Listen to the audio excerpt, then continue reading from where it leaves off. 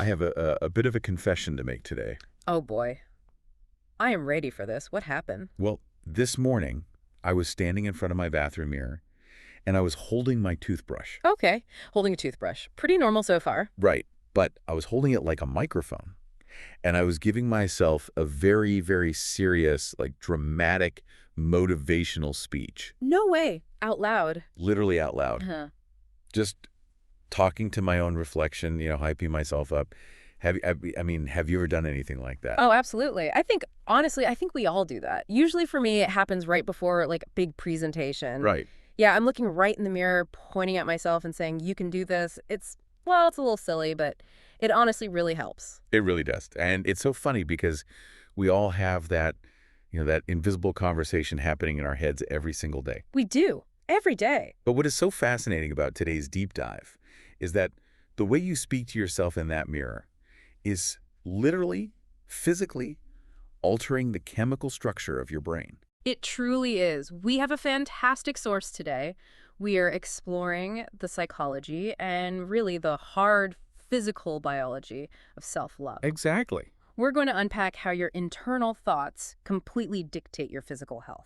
And as we journey through this incredible biology, we have a secondary mission today for you, our listener. Very important mission. Yes. We are going to master 5 essential English phrases that perfectly capture these really complex psychological concepts. And we'll just explore them naturally as we talk. Exactly. So you can start using them in your own life immediately. Yeah. Okay, let's unpack this. Let's do it. Let's dive right into the physical reality of our bodies. Sounds good. The source material makes this really powerful contrast right at the very beginning. It points out that true self-love basically means treating yourself the exact same way you would treat a close friend. Right. Think about it. If your best friend makes a mistake at work, you don't just scream at them. No, of course not. You give them a hug, you tell them, it's okay, and you help them fix it. But when we make a mistake ourselves, our brain doesn't do that at all. Not even a little bit. Our brain reacts as if it is under an actual physical attack. It is an amazing but sometimes incredibly unhelpful biological response. Yeah, unhelpful is a good word for it. Let's look closely at what actually happens inside the body here. When you make a mistake and you instantly criticize yourself, a tiny almond-shaped part of your brain wakes up. The amygdala, right? Yes, the amygdala. It's your brain's primary threat detector. So when you judge yourself really harshly, the amygdala basically shouts out, "Warning, we are in physical danger." Oh, wow. You know what this reminds me of? What's that? It's like an overzealous email spam filter on your computer. Oh, I like that comparison. How so? Break that down. Well, a good spam filter catches the real threats, right? Like malicious viruses or hackers. Right, the dangerous stuff. But when you have a faulty, hypersensitive filter, it just starts grabbing completely safe, everyday emails. Oh, I see where you're going. Yeah. You make a tiny mistake, like sending a text message with a typo, Oh. and your brain's spam filter flags it as a catastrophic virus, and it just locks down your whole system. That is a brilliant way to picture it. Really Yeah. spot on. And that system lockdown has a very real physical chemical signature. The chemistry changes. Right. Because your brain's spam filter is screaming about a virus, it releases cortisol. Cortisol. Exactly. Cortisol is the body's primary stress hormone. Now, if you are actually running from a predator, cortisol is great. Because it gives you energy. Yes, it signals your liver to just dump glucose, which is sugar, into your bloodstream for quick, explosive energy. Okay, so you have all this sugar in your blood. Right, and it makes your heart pump much faster. It even constricts your blood vessels to push oxygen directly to your muscles. But, you aren't running from a predator. You were just sitting at your desk, completely mad at yourself for a typo. Exactly. So that glucose, that energy, it has nowhere to go. It just sits there in your blood. Your constricted blood vessels stay tight, which, as you can imagine, raises your blood pressure significantly. So it's basically a state of chronic stress. A state of chronic, ongoing, mild stress. And over time, that physical wear and tear really damages your cardiovascular system. It literally exhausts your cells. That is terrifying. When we hold ourselves to this, impossible standard, constantly triggering that spam filter lockdown, we are doing severe damage to our bodies. They really are. And this brings us right to our first key English phrase for today. Oh, perfect. What is it?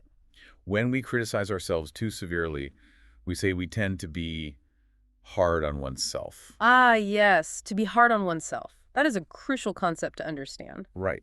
When you are hard on yourself, it means you simply do not forgive your own mistakes. You expect absolute perfection. Exactly. If you, say, score 99% on a major project, and you spend 3 days completely angry about that missing 1%, well, you are being hard on yourself. That's a great example. Recognizing when we do this is really the very first step to healing our nervous system. Because the physiological alternative is just so much healthier. Let's talk about that alternative. When you show yourself the self-compassion, meaning when you are kind to yourself instead of being hard on yourself, a completely different chemical reaction happens. A good reaction, hopefully. A very good one.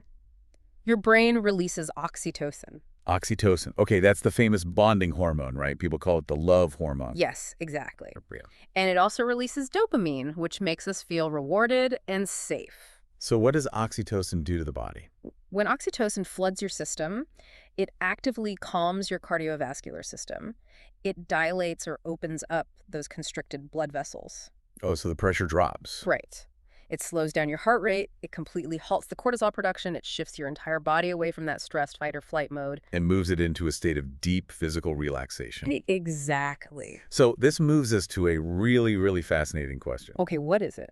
If oxytocin feels so good biologically, and being kind to ourselves literally heals our blood vessels, why do we constantly default to the cortisol response? That is the big question. I mean, why is it so hard to just be nice to ourselves? Well, the source material shifts from biology over to psychology to answer this.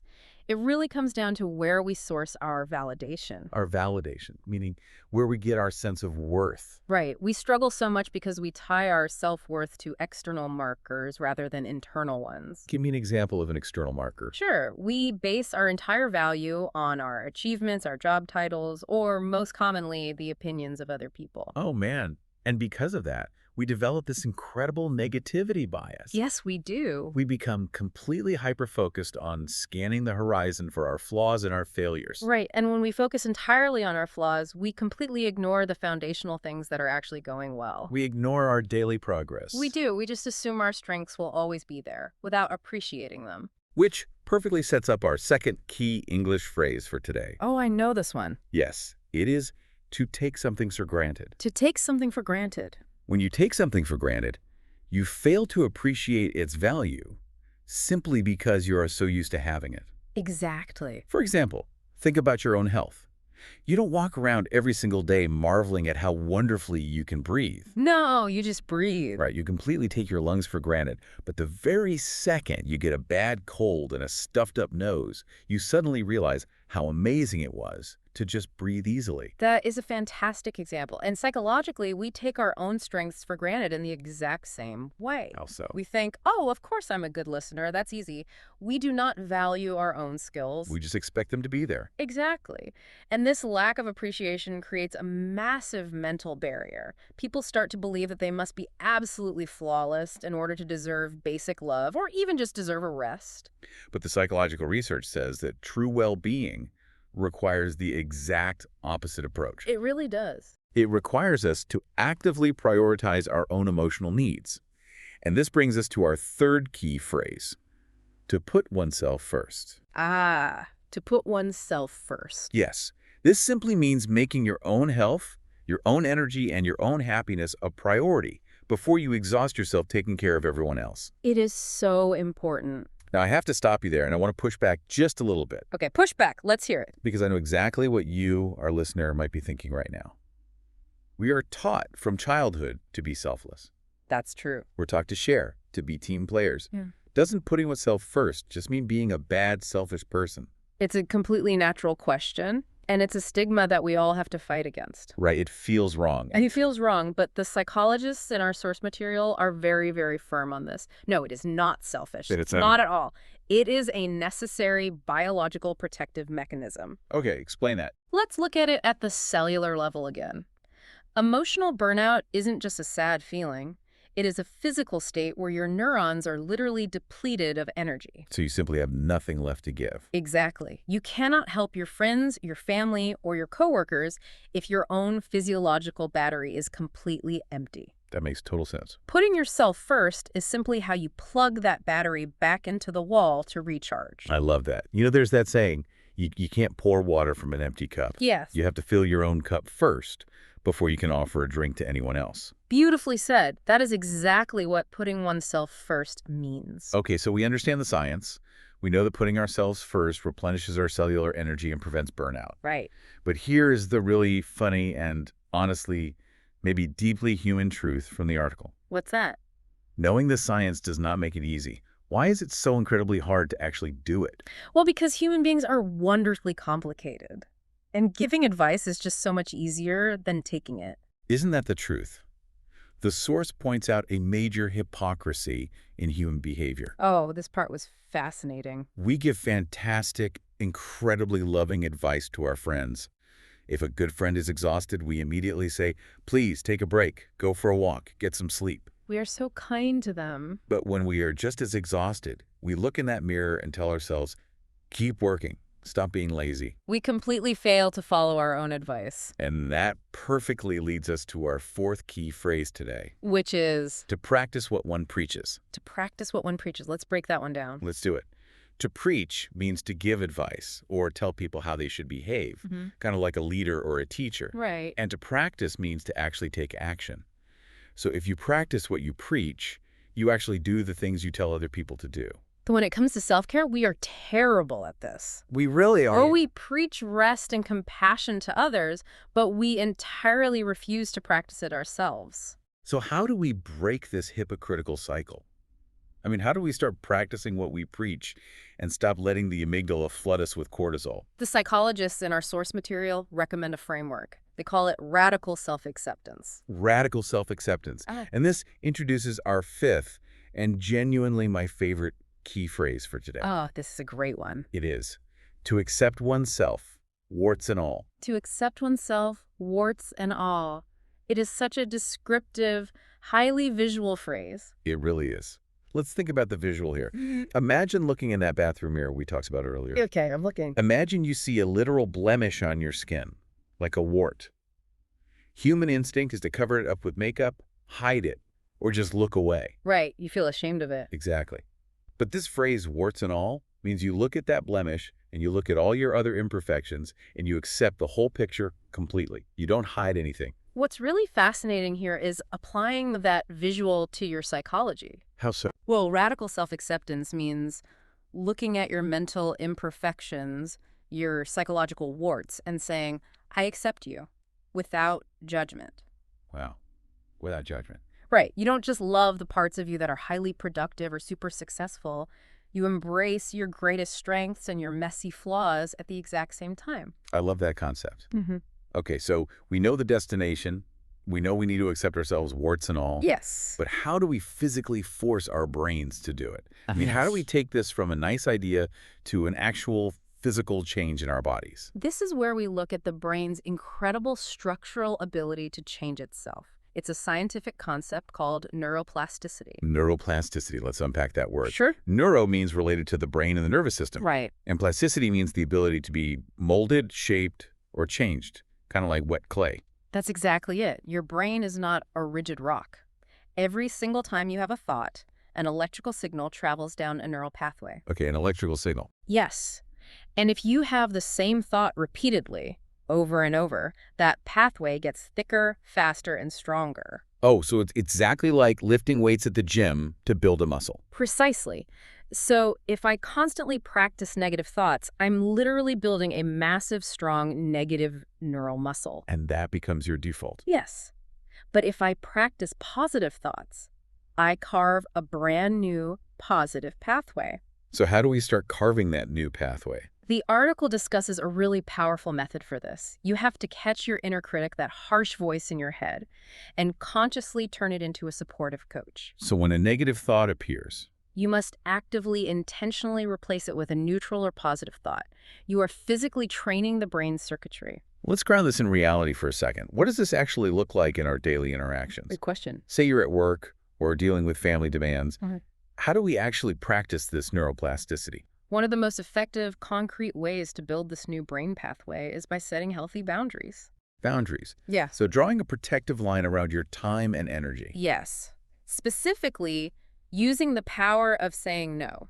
Saying no is so hard. It is. Imagine a coworker asks you to take on their extra project at 5:00 p.m. on a Friday. Oh, the worst. Your old neural pathway, the one that desperately wants external validation, screams at you to say yes, even though you were completely exhausted. Right, because you want them to like you. Exactly. But setting a boundary means saying no to that excessive demand. And what happens in the brain when you finally say no? When you say no to things that drain you, you protect your emotional battery.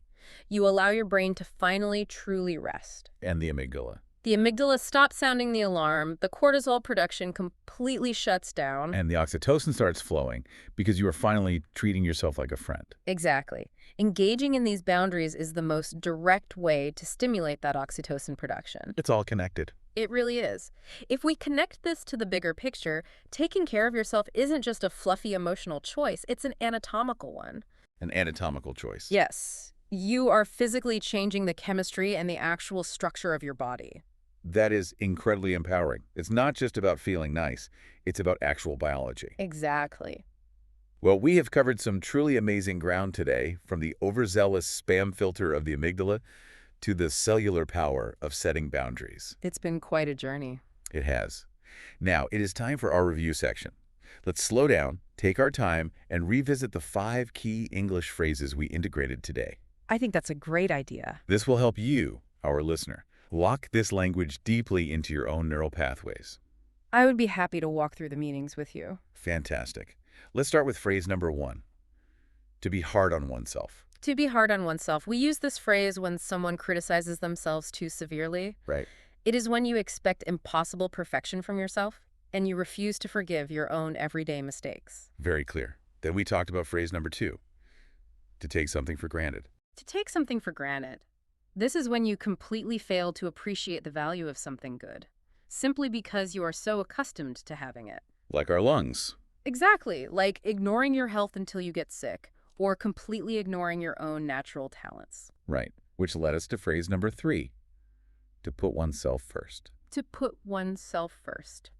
This means to prioritize your own emotional needs, your physical health, and your energy before taking care of others. Because it's not selfish. No, No. we learned this isn't selfish. It is exactly how you prevent complete cellular burnout. And we noted how difficult that is, which brought us to phrase number 4, to practice what one preaches. To practice what one preaches. This means to actually take the action that you advise other people to take. Doing what you say. Right. If you continually tell a friend to rest and be kind to themselves, you must also rest and be kind to yourself. And finally, our highly visual phrase, phrase number 5, to accept oneself, warts and all. To accept oneself, warts and all. This means to completely and radically accept yourself, including all of your flaws, your messy parts, and your human imperfections without any judgment. I really hope you, our listener, will try using one of these phrases in the conversation this week. It is a great way to practice your own linguistic neuroplasticity. Absolutely. And as we wrap up this deep dive, I want to leave you with one final thought to explore on your own. Oh, I love these. It builds on that amazing concept of neuroplasticity we just discussed. I'm ready for this. What is the thought? We learned today that our brains physically rewire themselves, changing their actual physical structure and density based on the thoughts we practice every single day. Right. Every thought carves a groove. Exactly. Every thought is carving a groove in the clay. So I want you to imagine something. Okay. If you make the active choice, starting today, to silence your inner critic, if you decide to truly become your own supportive coach and treat yourself like a friend, imagine what the actual physical shape of your brain will look like a year from now under a microscope. Oh, wow. Think about how strong, how resilient, and how peaceful that organ will physically become, simply through the daily habit of kindness. What a beautiful, powerful image to end on. You literally have the power to shape the physical structure of your own mind. You really do. Thank you so much for joining us on this deep dive today. We really value your time and your curiosity. We do. Until next time, remember to practice what you preach, accept yourself, warts and all, and please be kind to yourself today.